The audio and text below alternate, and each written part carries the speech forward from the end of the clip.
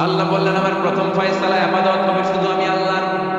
দুই নম্বর ফয়সালা ওয়া বিল ওয়ালিদাইনি ইহসানা, ইহসান হবে মাতা-পিতার সাথে, মানে ভালো আচরণ হবে মাতা-পিতার সাথে। বুঝা গেল ইবাদত হবে আল্লাহর, ইহসান হবে মাতা-পিতা। আল্লাহর সাথে, আল্লাহর জন্য আপনি ইবাদত করবেন আর মাতা-পিতার প্রতি আপনি ইহসান করবেন। ইহসান মানে সদাচরণ, ইহসান মানে খেদমত, ইহসান মানে তাদের জন্য খরচ করা, ইহসান মানে আপনার সব সম্পদ তাদের পায়ের সামনে, আপনার সব ক্ষমতা তাদের পায়ের সামনে বিলিয়ে দেয়া, পিছিয়ে দেয়া। চিল্লায় এখন ঠিক কিনা? এজন্য আল্লাহ বললেন আমার দুই নাম্বার ফয়সালা ওয়া বিল ওয়ালিদাইনি ইহসানা, মাতা-পিতার সাথে ইহসান করবা। আমরা বললাম আল্লাহ আপনার জন্য ইবাদত হবে এটা আমরা বুঝলাম, মাতা-পিতার সাথে ইহসান কেমন করে হবে এটা আমরা বুঝলাম না। আল্লাহ বললেন ইহসান কাকে বলে যদি না বুঝো তাহলে বুঝে নাও। আল্লাহ নিজেই ইহসানের ব্যাখ্যা দিচ্ছেন। আল্লাহ বললেন ইহসানের প্রথম তাফসীর হলো আব্বা আম্মা একজন কিংবা দুইজন যখন বার্ধক্য উপনীত হয়ে যায়, যখন বয়সে পৌঁছে যায়, খবরদার তাদের কোনো কাজে তুমি নাক ছিটকাতে পারবা না, তাদের কোনো কাজে নাক ছিটকাতে পারবে না, তাদের কোনো কাজে উফ আহ এমনকি উফ শব্দটাও বলা যাবে না। চিল্লা এখন ঠিক কিনা? কারণ আমরা যখন ছোট ছিলাম বাবা মারে কষ্ট দিয়েছি কি দেই নাই? আপনার কত বছর আগের ঘটনা মনে আছে? আপনার বয়স যখন 3 তখন আপনি কি করছিলেন মনে আছে? তো ওইটাই যদি মনে না থাকে, বয়স যখন 2 ছিল ওগুলো মনে আছে? বয়স যখন 1 ছিল ওগুলো মনে আছে? জ্বালাতনটা তো ওই সময় বেশি করছে। চিল্লা এখন ঠিক কিনা? শীতের রাত আমাকে নিয়ে আমার মা ঘুমালো, আমাকে রেখেছে ডান দিকে, পেশাব করে ডান পাশটা আমি ভিজিয়ে দিয়েছি। আমার মা আমাকে ঘর থেকে বের করে দেয় নাই, শীতের রাতে বাম দিকে আমাকে শোয়ালো। কনকনে মাঘ মাসের শীতের রাতে বাম পাশটাতে পেশাব করে ভিজিয়ে দিলাম, আমার মা আমারে ঘর থেকে বের করে দেয় নাই। আমার মা তার বুকের মাঝখানে রেখে ঘুমাতে শুরু করেছে। মাঘ মাসের শীতের রাত, রাত 3টার দিকে পেশাব করে মায়ের বুকটাও আমি ভিজিয়ে দিয়েছি, জামাটাও ভিজিয়ে দিয়েছি। মা 3টার দিকে উঠে নতুন শাড়ি পরে, নতুন জামা পরে, আগের ভিজা পেশাব মাখানো জামাটাকে চেঞ্জ করে আবার আমাকে নিয়ে ঘুমিয়েছে। আমাকে ঘর থেকে বের করেছে নাকি? জোরে বলেন। এজন্য আল্লাহ বুঝাতে চাইলেন গোলাম ছোট্টবেলা যেমনি কষ্ট দিয়েছো মা বাবা রেগে যায় নাই, তোরা লাথি মেরে ঘর থেকে তাড়ায় দেয় নাই, তোরা এতিমখানায় দেয় নাই।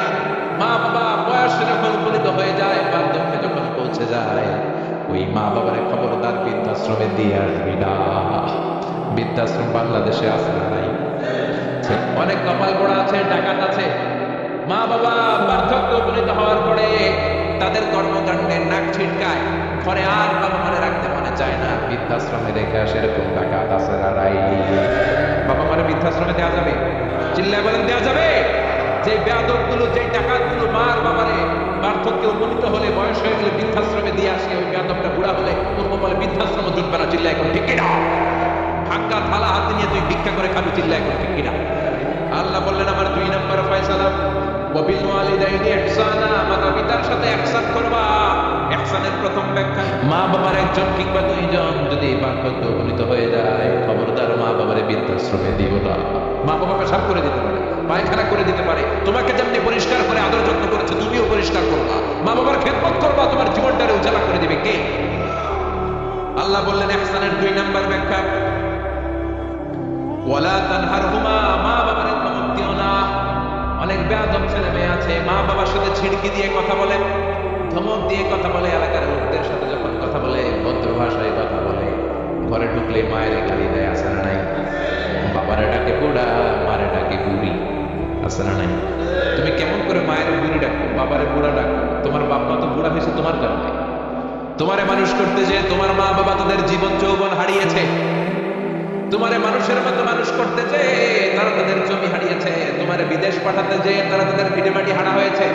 যেই বাবা মা তোমার জন্য সব কিছু ছেড়েছে, খবরদার ফালা তানহারহুমা, ওই বাবা মারে ধমক দিবা না।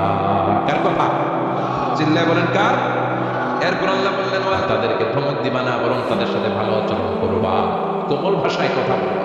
যত ভদ্রতা তুমি জানো, যত কার্টিসি তুমি জানো, যত সফটনেস তোমার জানা আছে, যত ভদ্রতা তুমি শিখেছো, সব ভদ্রতা তুমি ইউজ করবা তোমার মা বাবার সাথে। যত কোমল ভাষা তুমি জানো, যত শুদ্ধ কথা তুমি জানো, সব তোমার মা বাবার জন্য তুমি ইউজ করবা। চিল্লা এখন ঠিক কিনা?